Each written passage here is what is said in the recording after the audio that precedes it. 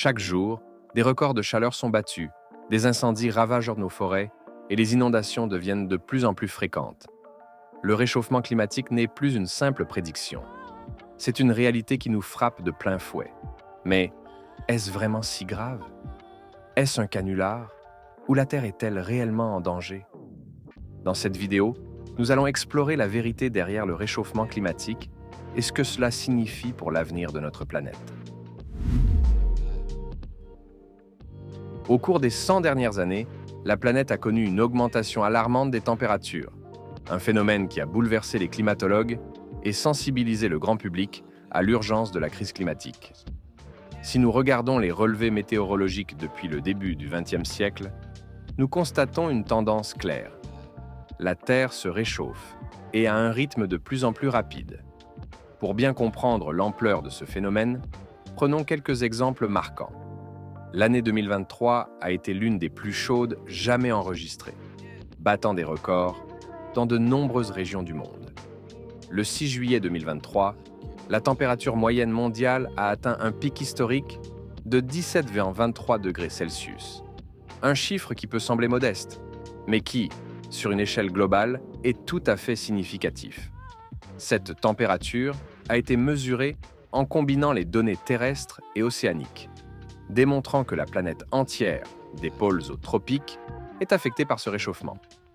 Si nous remontons dans le temps, nous constatons que les 5 dernières années, soit de 2018 à 2023, figurent parmi les plus chaudes jamais enregistrées depuis le début des relevés météorologiques modernes, en 1880. Ce n'est pas un hasard, ni une simple coïncidence. C'est une tendance qui s'accélère. Par exemple, 2016, avec une température moyenne mondiale de 14,84 degrés Celsius, était déjà l'année la plus chaude jamais enregistrée à l'époque, battant les records précédents. Mais depuis, chaque année a vu ses propres records de chaleur, souvent surpassant l'année précédente.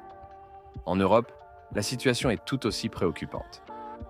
En France, la canicule de 2003 reste gravée dans les mémoires, non seulement à cause de la chaleur intense, mais aussi en raison des conséquences tragiques qu'elle a entraînées, avec près de 15 000 décès liés à la chaleur. Cette vague de chaleur a vu des températures atteindre 44,1 degrés Celsius à Conquérac, dans le Gard, un record national à l'époque.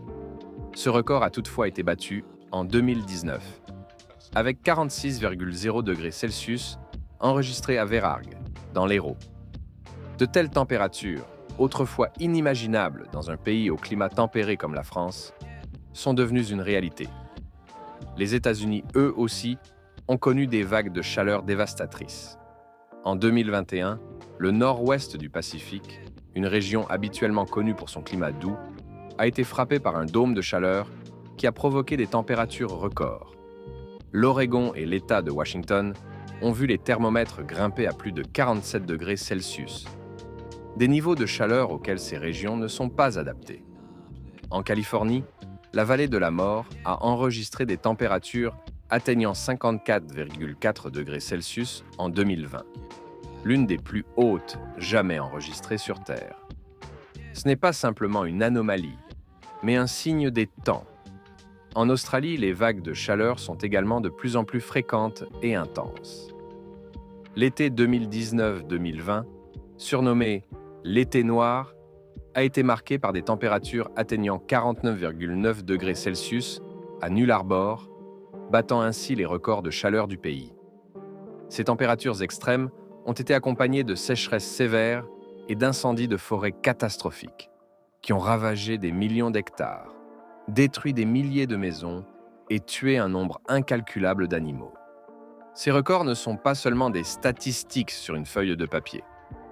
Ils ont des conséquences réelles et souvent dévastatrices. Des vagues de chaleur plus fréquentes et plus intenses signifient des risques accrus pour la santé humaine, en particulier pour les populations les plus vulnérables, comme les personnes âgées et les enfants. Les infrastructures, conçues pour des climats moins extrêmes, commencent à céder sous la pression. Les récoltes souffrent, mettant en danger la sécurité alimentaire. Les écosystèmes naturels, déjà sous stress à cause de l'activité humaine, sont poussés à leurs limites. Mais ce qui est peut-être le plus inquiétant, c'est que ces records ne montrent aucun signe de ralentissement. Les modèles climatiques prévoient que les températures continueront d'augmenter si rien n'est fait pour réduire les émissions de gaz à effet de serre. Le seuil de 1,5 degré Celsius d'augmentation de la température moyenne mondiale, fixé comme objectif par l'Accord de Paris, pourrait être atteint d'ici la fin de cette décennie si les tendances actuelles se poursuivent. Et avec chaque fraction de degré supplémentaire, les risques pour notre planète augmentent. En résumé, les températures les plus élevées enregistrées au cours des 100 dernières années ne sont pas simplement des anomalies, mais plutôt des indicateurs d'un réchauffement global inquiétant. Ces records de chaleur sont une preuve indéniable que le climat de la Terre change à un rythme alarmant, avec des conséquences potentiellement catastrophiques pour l'avenir de l'humanité. Il est crucial que nous comprenions l'urgence de la situation et que nous agissions rapidement pour inverser cette tendance avant qu'il ne soit trop tard. Pour comprendre pourquoi la planète se réchauffe à un rythme si alarmant, il est essentiel de se pencher sur les causes profondes de ce phénomène. Le réchauffement climatique, loin d'être un simple accident de la nature, est le résultat direct de l'activité humaine au cours des 2 derniers siècles. Plusieurs facteurs clés sont à l'origine de cette crise, dont l'industrialisation, les guerres, la déforestation et l'agriculture intensive. Tout d'abord, l'industrialisation est sans doute le principal coupable du réchauffement climatique. Depuis le début de la révolution industrielle au XIXe siècle, les sociétés humaines ont radicalement transformé la manière dont elles produisent et consomment l'énergie. L'utilisation massive des combustibles fossiles, comme le charbon, le pétrole et le gaz naturel, a permis une croissance économique sans précédent. Ces combustibles fossiles, lorsqu'ils sont brûlés pour produire de l'énergie, libèrent d'énormes quantités de dioxyde de carbone, CO2, dans l'atmosphère. Ce gaz à effet de serre est l'un des principaux responsables de l'augmentation des températures globales. Le CO2 n'est pas le seul gaz à effet de serre. Le méthane, CH4, produit par des activités telles que l'élevage intensif et la décomposition des déchets dans les décharges, est un autre acteur majeur du réchauffement climatique. Le méthane a un potentiel de réchauffement global bien supérieur à celui du CO2, bien que sa durée de vie dans l'atmosphère soit plus courte. Néanmoins, les émissions de méthane continuent d'augmenter, notamment en raison de la demande croissante de viande et de produits laitiers dans le monde entier. Un autre facteur à considérer est l'impact des guerres et des conflits sur le climat. Les guerres, notamment les conflits mondiaux comme les 2 guerres mondiales, ont eu des effets dévastateurs sur l'environnement. Les conflits militaires entraînent souvent une destruction massive des infrastructures, la déforestation et la pollution des terres et des eaux. De plus, les guerres nécessitent une production industrielle accrue pour soutenir l'effort de guerre, ce qui signifie une augmentation de l'extraction et de l'utilisation des combustibles fossiles. Par exemple, la Seconde Guerre mondiale a vu une explosion de la production industrielle accompagnée d'une hausse significative des émissions de CO2. Même après la fin des conflits, la reconstruction des nations dévastées a souvent conduit à une intensification de l'industrialisation, renforçant encore le cycle des émissions de gaz à effet de serre. La déforestation est un autre contributeur majeur au réchauffement climatique. Les forêts jouent un rôle crucial dans la régulation du climat global en absorbant le CO2 de l'atmosphère. Cependant, depuis des décennies, les forêts du monde entier, en particulier les forêts tropicales, sont détruites à un rythme alarmant pour faire place à l'agriculture, à l'exploitation minière et à l'urbanisation. En Amazonie, souvent qualifiée de poumon de la planète, des millions d'hectares de forêts sont défrichés chaque année, libérant le CO2 stocké dans les arbres et les sols, tout en réduisant la capacité de la Terre à absorber ces gaz à l'avenir. Cette double menace aggrave considérablement le réchauffement climatique. L'agriculture intensive est également un facteur important du réchauffement climatique. L'utilisation de grandes quantités d'engrais chimiques qui libèrent du protoxyde d'azote, un autre gaz à effet de serre puissant, la pratique de la monoculture et l'élevage intensif sont des pratiques agricoles qui contribuent de manière significative aux émissions de gaz à effet de serre. De plus, la demande croissante de terres pour l'agriculture pousse à la déforestation et à la destruction d'autres écosystèmes naturels, comme les prairies et les zones humides, qui sont essentiels à l'équilibre climatique. Les transports sont un autre secteur majeur contribuant au réchauffement climatique. L'avènement des automobiles, des avions, des navires et des trains a transformé la mobilité humaine, mais au prix de l'augmentation des émissions de CO2. Les transports représentent aujourd'hui environ un quart des émissions mondiales de gaz à effet de serre. Le transport routier, en particulier, est une source majeure d'émissions, en grande partie à cause de notre dépendance aux voitures particulières et aux camions pour le transport des marchandises. La combustion des carburants fossiles pour ces modes de transport libère une quantité considérable de CO2, mais aussi d'autres polluants qui contribuent au réchauffement climatique. Malgré les nombreux rapports scientifiques sur le réchauffement climatique, certaines voix continuent d'exprimer des doutes quant à la réalité de ce phénomène. Ces critiques prennent diverses formes et s'appuient sur plusieurs arguments. Certains sceptiques mettent en avant les cycles climatiques naturels de la Terre. Selon eux, la planète a déjà traversé des périodes de réchauffement et de refroidissement, bien avant l'ère industrielle, ce qui pourrait indiquer que les changements climatiques actuels ne sont pas nécessairement liés à l'activité humaine. Ils soulignent que les variations dans l'activité solaire, les éruptions volcaniques et d'autres phénomènes naturels ont également un impact sur le climat terrestre, rendant difficile de distinguer l'influence humaine des processus naturels. D'autres critiques remettent en question la précision des modèles climatiques. Ces modèles, qui sont utilisés pour prédire les futurs scénarios climatiques, reposent sur des simulations complexes qui incluent de nombreux facteurs et variables. Les sceptiques font valoir que ces modèles, bien qu'utiles, comportent des incertitudes inhérentes, ce qui rend les projections futures sujettes à débat. Il y a aussi ceux qui suggèrent que l'accent mis sur le réchauffement climatique pourrait être motivé par des intérêts politiques ou économiques. Selon cette perspective, certaines politiques de lutte contre le changement climatique pourraient en servir d'autres objectifs, comme la promotion de nouvelles industries ou le renforcement de certaines régulations.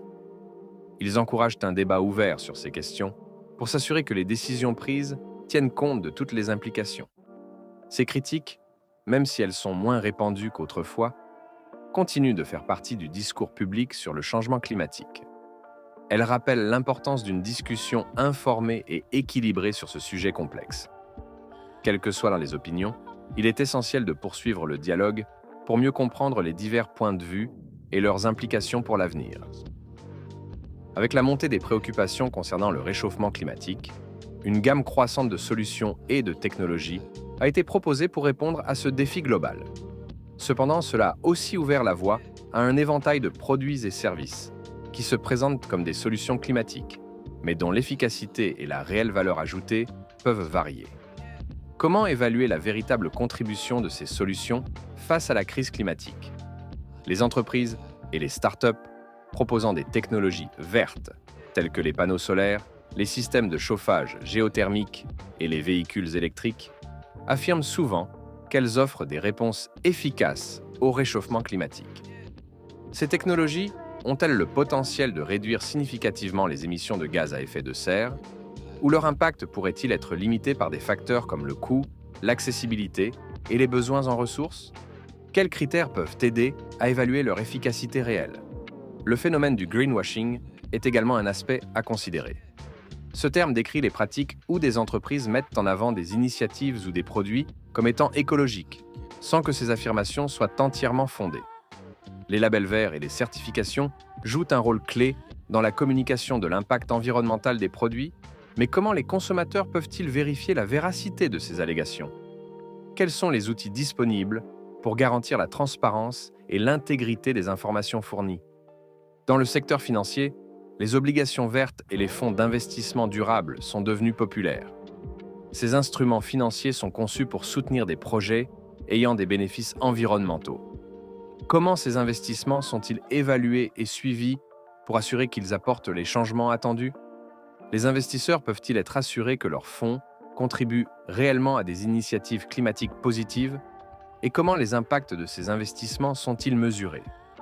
Les initiatives de compensation carbone permettent aux individus et aux entreprises de financer des projets visant à compenser leurs propres émissions. Cependant, comment évaluer l'efficacité réelle de ces projets de compensation? Les projets à financer sont-ils vérifiés pour s'assurer qu'ils produisent les réductions d'émissions promises? Et quelles sont les méthodes utilisées pour mesurer leur impact réel? Les solutions basées sur des technologies émergentes, comme la capture et le stockage du carbone ou la géo-ingénierie, sont souvent présentées comme des réponses potentielles aux défis climatiques. Ces technologies sont-elles prêtes à être déployées à grande échelle et quels sont les risques associés à leur mise en œuvre? Comment les décideurs peuvent-ils évaluer les bénéfices et les dangers potentiels de ces approches avant de les adopter? En somme, le marché des solutions climatiques est vaste et varié, avec des opportunités et des défis importants. Comment les consommateurs, les investisseurs et les décideurs peuvent-ils naviguer dans cet espace complexe pour faire des choix éclairés et soutenir des initiatives qui apportent des bénéfices tangibles pour l'environnement? La réflexion sur ces questions est essentielle pour s'assurer que les efforts visant à lutter contre le réchauffement climatique sont véritablement efficaces et orientés vers des résultats durables. Lorsque l'on parle du réchauffement climatique, une question fondamentale se pose souvent. La Terre est-elle réellement en danger? Face aux nombreux rapports scientifiques et aux discussions médiatiques sur ce sujet, il peut être utile de s'arrêter un instant pour réfléchir à cette question plus en profondeur. La planète a traversé de nombreuses époques géologiques, chacune marquée par des changements climatiques significatifs, que ce soit des périodes de réchauffement ou de refroidissement. Ces changements ont-ils des points communs avec ce que nous observons aujourd'hui? Est-il possible que la Terre soit simplement en train de suivre un nouveau cycle naturel, ou les changements actuels sont-ils d'une nature différente, plus rapide ou plus intense? Si la Terre a su s'adapter par le passé, qu'est-ce qui rend les circonstances actuelles uniques, si elles le sont? De plus, les impacts observés actuellement, comme la fonte des glaces, la montée du niveau des mers, ou encore la fréquence des événements météorologiques extrêmes, soulèvent d'autres questions. Ces phénomènes sont-ils des signes clairs que la Terre est en danger, ou pourraient-ils faire partie d'une variabilité naturelle plus large? Les conséquences que nous observons aujourd'hui sont-elles temporaires, ou pourraient-elles entraîner des changements à long terme pour la planète et ses écosystèmes? Un autre aspect à considérer est la capacité de la vie sur Terre à s'adapter. Au fil des millénaires, de nombreuses espèces ont su évoluer pour survivre à des conditions climatiques changeantes. Cependant, les changements actuels se produisent-ils à une vitesse telle que les espèces, y compris les humains, pourraient avoir du mal à s'adapter aussi rapidement? La biodiversité et les écosystèmes sont-ils vraiment menacés? Ou verrons-nous émerger de nouvelles formes de vie capables de prospérer dans ces nouvelles conditions? Par ailleurs, les projections pour l'avenir sont souvent basées sur des modèles climatiques sophistiqués, mais comment interpréter ces prédictions? Les scénarios les plus alarmants sont-ils inévitables ou peuvent-ils encore être modifiés par nos actions? Et si les modèles se trompaient, quel serait l'impact de ce décalage sur notre compréhension du danger réel auquel la Terre pourrait être exposée? Enfin, cette question de danger n'est-elle pas aussi liée à notre propre perception et à la place que nous, humains, accordons à notre environnement? Si la Terre continue à évoluer, est-ce nous qui devons nous adapter ou devons-nous chercher à contrôler ces changements pour préserver les conditions de vie telles que nous les connaissons aujourd'hui? Peut-on envisager que le danger ressenti pour la planète soit autant lié à nos modes de vie qu'à l'état réel de la Terre elle-même? En posant ces questions, il devient clair que la réponse à savoir si la Terre est réellement en danger n'est pas simple. Cela dépend de nombreux facteurs, de notre point de vue et de la manière dont nous percevons les changements qui nous entourent. Est-il possible que ce soit plus notre rapport à ces changements qui doit évoluer? Nous avons exploré ensemble les divers aspects du réchauffement climatique, de ces signes inquiétants aux actions que nous prenons pour y remédier. Ce phénomène mondial ne se limite pas à des chiffres ou à des faits scientifiques. Il touche directement notre quotidien, notre environnement et notre avenir. Les preuves sont là. Des températures records, la fonte accélérée des glaciers et des événements climatiques extrêmes de plus en plus fréquents. Les gouvernements et divers acteurs s'efforcent de réduire les émissions de gaz à effet de serre, d'investir dans les énergies renouvelables et d'adapter nos infrastructures. Mais cela sera-t-il suffisant pour éviter les pires scénarios? Les solutions sont nombreuses, mais leur efficacité dépend de notre capacité à agir avec rapidité et détermination. La question que nous devons nous poser est: les efforts déployés sont-ils vraiment à la hauteur des enjeux et sommes-nous prêts à modifier nos modes de vie pour faire une différence significative? C'est à nous tous de participer activement à ce changement. Alors, quel rôle allez-vous jouer dans cette lutte contre le réchauffement climatique? Partagez vos réflexions et vos actions en commentaire. Si ce sujet vous tient à cœur et que vous souhaitez en savoir plus, n'oubliez pas de vous abonner à notre chaîne. En vous abonnant, vous soutenez notre mission de sensibilisation et vous restez informé des dernières nouvelles et des analyses sur des sujets cruciaux comme celui-ci. Merci de votre soutien et à très bientôt pour de nouveaux contenus.